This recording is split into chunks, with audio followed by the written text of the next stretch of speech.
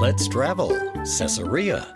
Welcome to the Eretz Podcast, a journey to real places in a land filled with history, tradition, and life. Featuring Yadin Roman, author, editor, and publisher of Eretz, the magazine of Israel, Metropolis, the Hebrew voice of urban travel, and more. So, where are we going, Yadin? Caesarea was Herod's most ambitious building project, right? Yep. Even more than Jerusalem. How did this happen? First of all, that's an interesting question. And it's the most important thing that people don't really realize. And that's why I am so interested in Caesarea. Because Caesarea is the counterpart of what today is Tel Aviv. A city on the Mediterranean, outgoing, outlooking, international, as opposed to Jerusalem, a city up on the mountain, closed in, religious. Caesarea is frivolous, Jerusalem is religious, exactly the same as Tel Aviv and Jerusalem. Interesting that the rabbis in the Talmud have a very interesting saying. If anybody tells you that Jerusalem and Caesarea have been destroyed, don't believe them. If they tell you that Jerusalem destroyed and Caesarea survived, believe them. If they tell you that Jerusalem is there, survived, and Caesarea destroyed, believe them. Because the rabbis already saw this dichotomy between the two places. So that's what's so interesting about it. I think we should start with when Caesarea was built or why Caesarea was built. I'll have to quiz you a little on your history. You remember Augustus? Oh, yes. Caesar Augustus. You remember him? Yeah. Okay. His biggest success was the battle against Cleopatra, 31 BC. The big battle where he wins against Cleopatra. Cleopatra and Mark Antony are defeated. It is in the movie. Okay, if you ever saw the movie, it's in the movie. Okay, right there. So he's defeated. Cleopatra, who's the person that the Romans were afraid of the most because she was intelligent, she was beautiful, she spoke a lot of languages. They were really frightened of her. And here, Augustus, together with his right-hand person, Marcus Antonius, defeat them in the Battle of Actium, 31 BC. What happens then? Suddenly, the whole Mediterranean is one world. It is now the Augustus peace, the Roman peace, Pax Romana, as you probably remember. It's one world. Everything around the Mediterranean is one empire. There's no borders. There's no difference between the people living there. There's an army that protects them. So this is a major, mind-blowing thing that happens in the year 31 BC. Okay? You're with me up to here.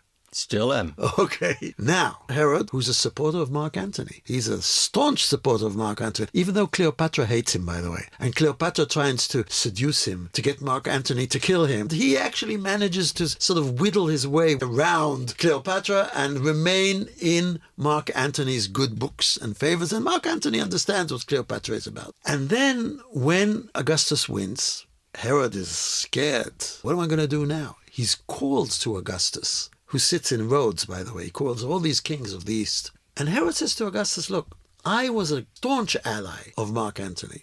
I was a supporter of Mark Antony. And if he would not have been defeated, I would have supported him again. Because that's how loyal I am, as a loyal person. And I don't know if Augustus bought that, but Augustus understood that Herod was the kind of person he wants to control the Jews sitting on the border with the Parthians. The Persians, the people out there. By the way, there's also a large Jewish population out there in Iraq, okay, in Parthia. And Augustus understands that somebody who understands the Jews would be important for him to control this area. He doesn't want to do it on his own. So he reinstates Herod. Not only does he reinstate Herod, he adds a little part to his territory now, which is the city of Straton's Tower, which would later become Caesarea. Straton's Tower is a Phoenician city way north. It's about 60 kilometers north of Jaffa. With the purpose, and I think Augustus planned it that way, especially Marcus Agrippa, who's his right-hand man, they wanted another harbor on the Mediterranean. Why? Because the biggest problem that now Augustus has is Rome. Rome is now 1 million people. The biggest city ever. Okay, there's never been a city that size with 1 million people.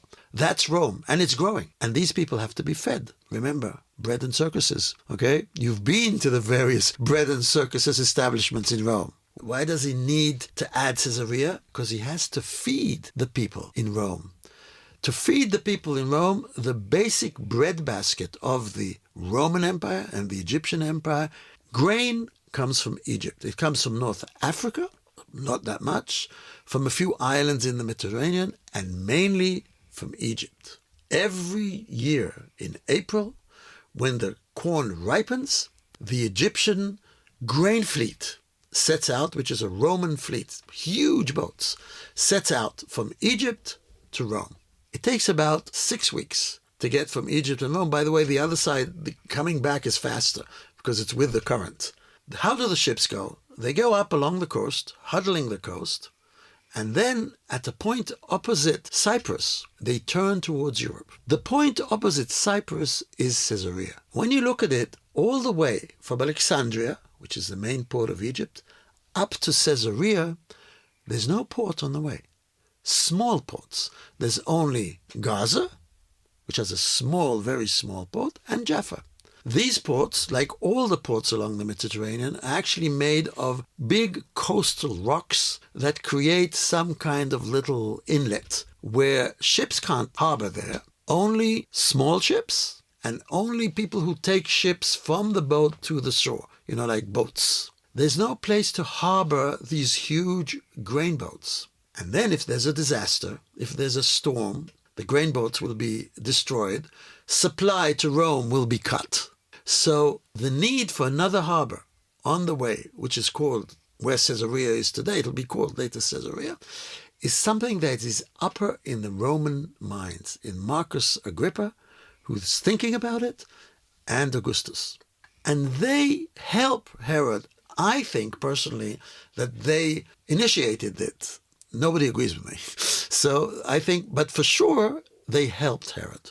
The harbor at Caesarea was dug into the shore, supplied with a new underwater cement developed by the Romans, which is ash from Vesuvius, together with local limestone. The Romans bring the ash from Vesuvius over here in order to create the jetties, 1.5 kilometer jetty, out into the sea, designed with boxes which were built on shore, filled with this ash and rocks and whatever, sunk, placed exactly where they wanted, sunk and hardened under the sea. And Herod, with Roman help, with Roman engineers, with supplies of wood from Turkey to build these things, supplies of Vesuvius ash, creates the largest harbor on the eastern Mediterranean. It's huge. The only other harbor that compares with it is the harbor of Rome, Ostia. It is the largest harbor on the eastern Mediterranean. And what's important, it's a harbor where the huge grain ships can dock. So here, Herod has created a supply center for Rome of the grain ships. By the way, part of them continued to Antioch. Antioch was another major city that the Romans needed to supply. And that's how the harbor in Caesarea comes into being. Now, the harbor in itself is called Sebastia, which is the Greek name of Augustus. So the harbor was called Sebastia. Around the harbor was built a meticulously planned city called Caesarea. Sebastia, the Greek name of Augustus, Caesarea, the Roman name, the Latin name of Augustus. This is the city that Herod creates. He starts building in about 25 BC. It takes him about 12 years to complete the harbor and the city. They are built in one go, bringing people from all over the country to help him build this huge, huge city called Caesarea, which will develop afterwards. It will be the largest Byzantine city on the eastern Mediterranean. It will be the largest Roman Greek city on the eastern Mediterranean. And by the way, most of it is not excavated. We have today only excavated about 15% of the city. Fascinating history. Now tell us a little bit more about the harbor. The harbor itself, by the way, the harbor is all underwater today. A little bit on the shore is still there, but most of the harbor is underwater and divers can see it. It's still there, but it's sunk. Over the years it sunk because, as you know, the Mediterranean, the coast of Israel is built on a huge fault line, and the fault line probably sunk by about 3 meters. So the harbor is underwater. The harbor, Josephus described the harbor exactly. He saw it, he described it. It has 3 basins. There's an outer basin, deep, where the grain ships could dock. Then there's an inner basin for ordinary ships, which is shallower. The outer harbor was about 5-6 meters deep, the water there. The inner harbor was a little less, about 2-3 meters. And then there's a third, very inner basin, which is today the big grassy area that you see when you go to Caesarea. In that area was for only VIPs who could enter the first and 2 basins and arrive at the third basin, where there's a quay, which has been excavated. It's very nice. And above the quay, there's a huge platform standing on vaults. The platform is exactly the same as the Temple Mount, built during that same year, 22 BC. The idea of a temple standing on a platform is exactly the same as the Temple Mount in Jerusalem, and which Herod builds, and exactly the same as we'll call it the Temple Mount of Caesarea. On top of the Temple Mount of Caesarea, Herod creates or builds a temple to Rome and Augustus. And it has 2 huge statues standing above the temple that people could see from afar. When they entered the harbor, they could see these huge statues waving at them. Very similar. You have here the dichotomy between Jerusalem and Caesarea. Jerusalem has a temple standing on a huge platform. Caesarea has a temple standing on a platform that people would see when they entered Caesarea. When you got to the inner dock, there was some kind of staircase which led you to the 12 meters from the sea up to the temple. And you would walk up to the temple in order to give thanks, in order to give glory to the Caesar or whatever. So here you have this harbor. Around the harbor, and especially in the vaults underneath the temple, there's these huge storage rooms. It's a harbor. Granaries, places to store. One of the things that happens at this period is, and where the people always ask, where did Herod get his money? To build this huge thing, to build Jerusalem, to build this, 3 other cities. He gets it from 2 things, which nearly everybody knows, and a third, which nobody realizes and beginning to realize. The first 2 things is agriculture. The country, by the way, it's a rainier period than today. We have olives growing near the Dead Sea. So it's a much rainier period. So he gets it from agricultural exports. He exports agriculture. He exports olive oil. He exports wine. All these things are exported from the harbor at Caesarea. The other thing, he exports the spices that come from Arabia. From Ethiopia, Arabia, are brought by the Arabs, the Nabateans, across the desert at the beginning to Gaza, where they went to Rome, and eventually to Caesarea. What is the main export in these spices, and why do you need them? Why do you need the spices, by the way? Because most of it is not myrrh and spices to make smoke or something like that. Most of it is pepper, cinnamon, things that grow in Ethiopia. Why do you need it? Because we are living in a world with no refrigeration. And in a world with no refrigeration, the only way to preserve meat is by putting it in salt. And if you want to eat it, you need spices. So the spices are small in weight, small in volume, but very expensive. So these small volumes of spices that camels would carry across the thing, they were very lucrative. It's very similar to the oil today. These exports. So those are the reasons that everybody knows. The third, which we find in Caesarea, which is very interesting, is glass. During Herod's time, 1st century BC, glass blowing was invented. Glass until then was something that was very expensive to produce, and only royalty and kings could have glass objects or glass goblets, something like that. In the 1st century BC, glass blowing was invented. Suddenly glass becomes very cheap. And the place where glass comes from, for glass you need sand and heat. The place where glass comes from is the Mediterranean coast, the eastern Mediterranean coast. So suddenly Caesarea becomes a glass exporting center. So here you have a new product, what we call the height of technology at that time. The height of technology went into building the harbor. The height of technology into exporting from the harbor. The height of technology in how these things were exported. We see them, the ships that sunk there, and you see in them stuff that was brought and exported. So it's a very, very, very active harbor, which, apart from Herod making money from exporting, he's also making money from the harbor itself. So this is the harbor. We can go on talking a lot about the harbor, but let's talk about the city. Yeah. Tell okay. me about the city. Let's talk about the city. The city, first of all, is a Roman city.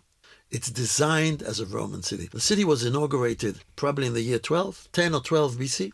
Started building 25, 12 years they built, 10 or 12 BC. With a huge Olympic Games. Herod held games for a week.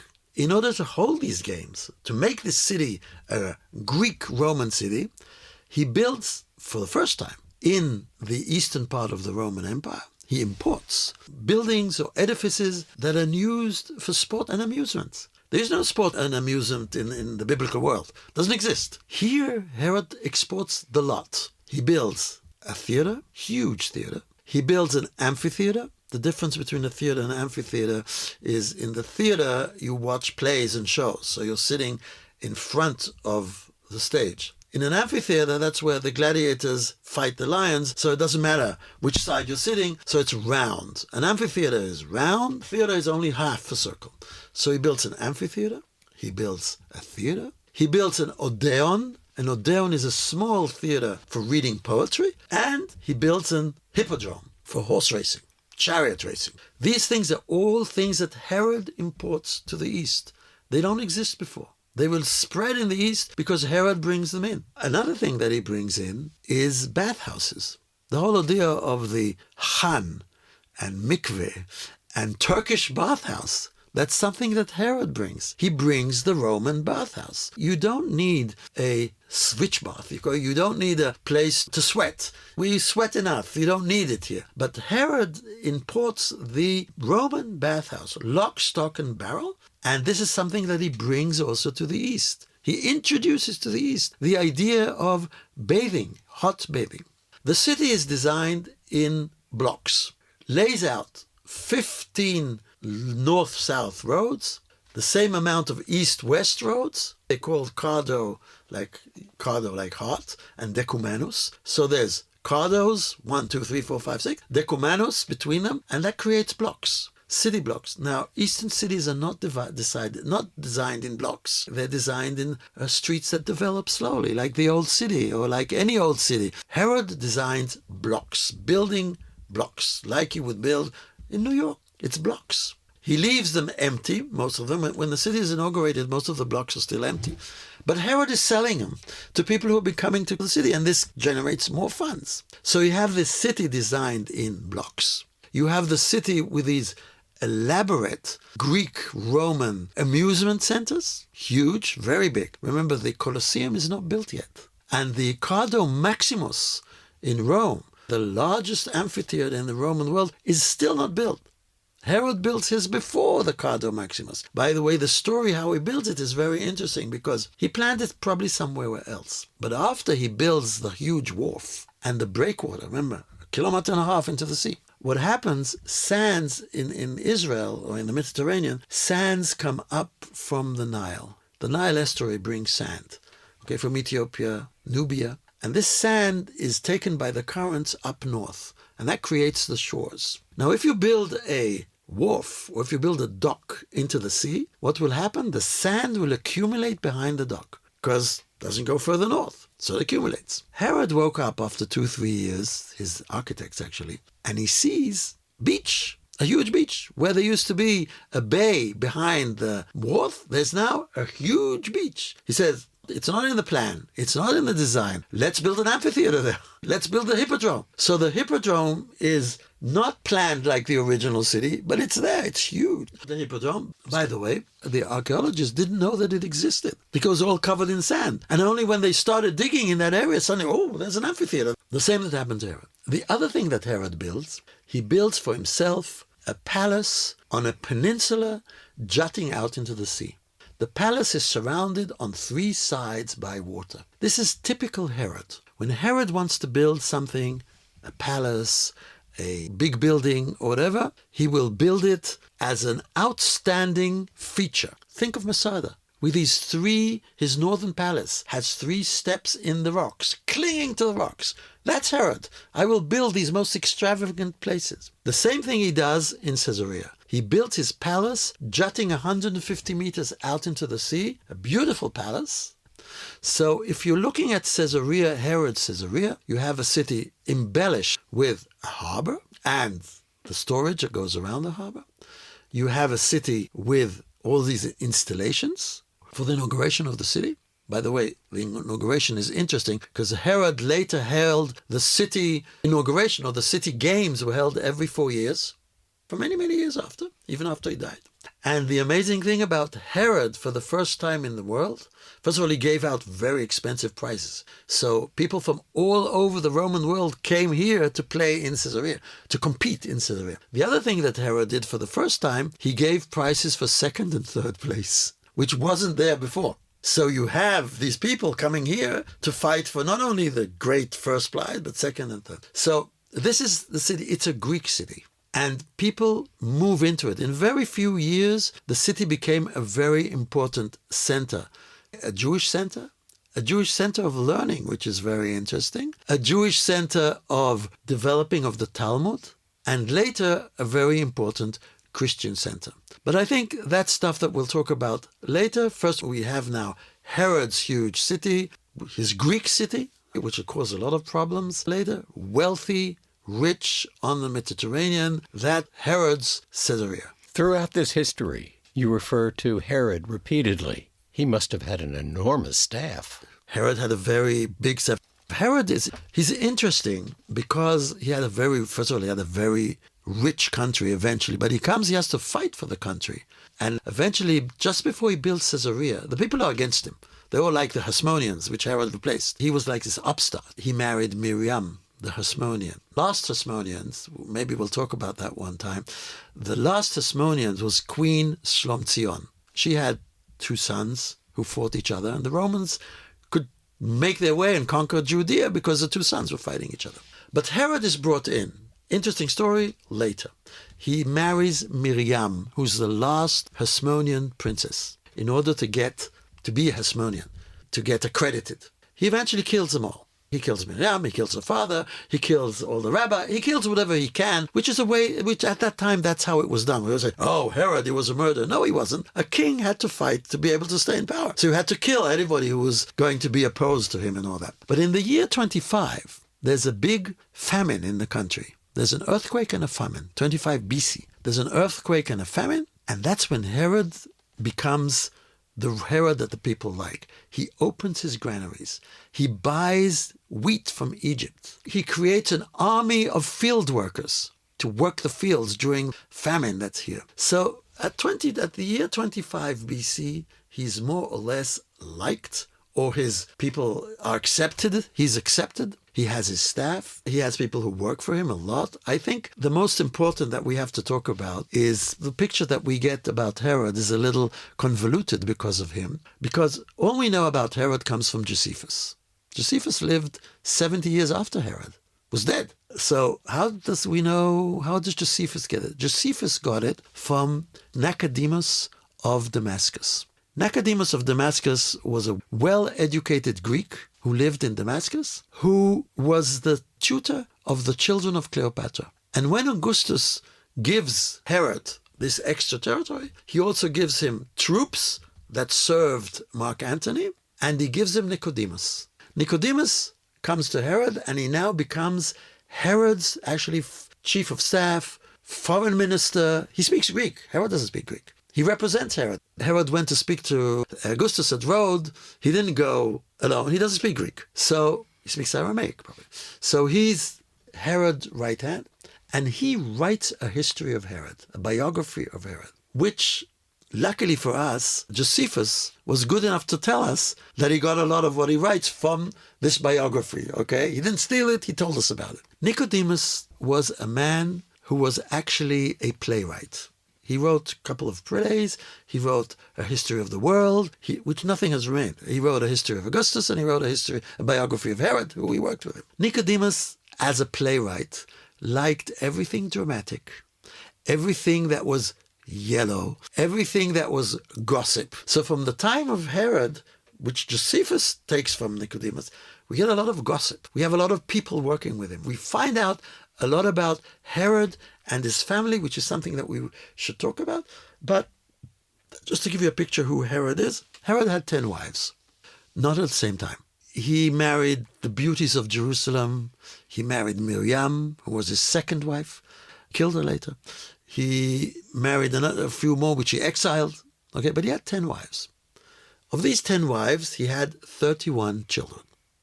Of Herod's 31 children, 13 became rulers and kings of the Roman Empire.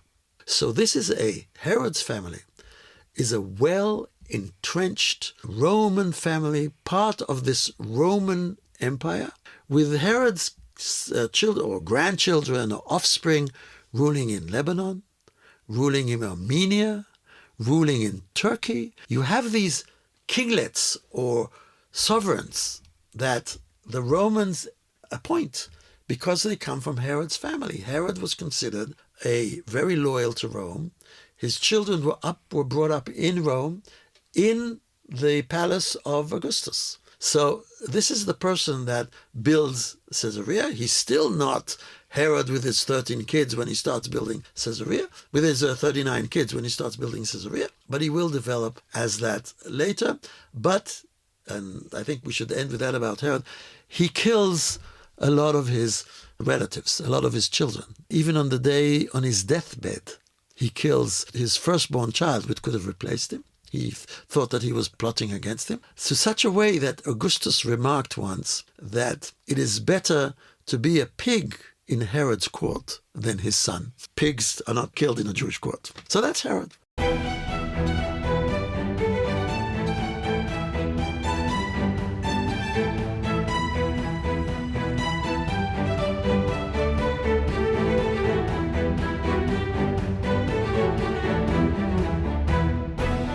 Let's Travel is produced by Eretz. Listen to all Let's Travel podcasts at www.eretz.com, where you'll also find a wide variety of books and magazines about Israel, including Eretz, the magazine of Israel, Metropolis, the Hebrew voice of urban travel, magazine-based tours, and much more. I'm David Jaffe for Let's Travel.